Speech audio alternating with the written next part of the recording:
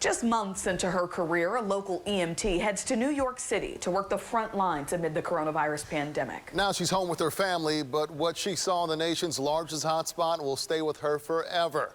41 Action News anchor Gabriella Pagan got tips from an expert on how to cope. She still remembers her first call in New York. We were called for an elderly woman in respiratory distress. And so we got on scene and she was in respiratory failure.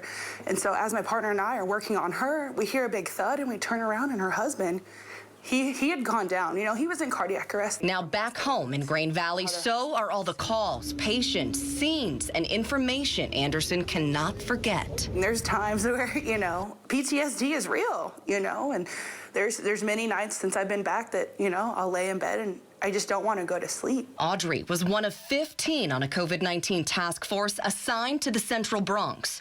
After 3 weeks there, she spent another 2 under quarantine in this camper. The kids would come up, and I think that was the hardest thing for me, is being, you know, gone for so long, and then them coming, and I could see them, you know, but just trying your hardest in your heart, you know, like not to just run up and hug them. That's a part of trauma, is having some cornerstone of your psychological resilience ripped away from you, which can include your sense of being effective or capable. Whitney Logan is a licensed professional counselor for The Battle Within, a nonprofit that now serves frontline workers.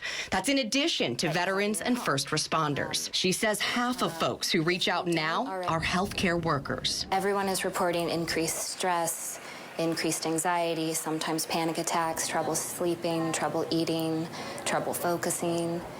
Increased depressive symptoms. Logan says if you're experiencing things like panic attacks, racing thoughts, or any of these, you may be having some kind of trauma response. To feel better, there are a variety of things that include plugging into a community that makes your experiences feel normal.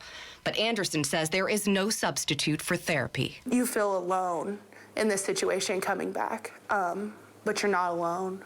You know, there's others out there that feel the same way as you. Don't be afraid to reach out. We're all here. In Grain Valley, Gabriella Pagan, 41 Action News. If you're a veteran, first responder, or frontline health worker and need mental care, go to this story on our website. You'll find a link there to get some help.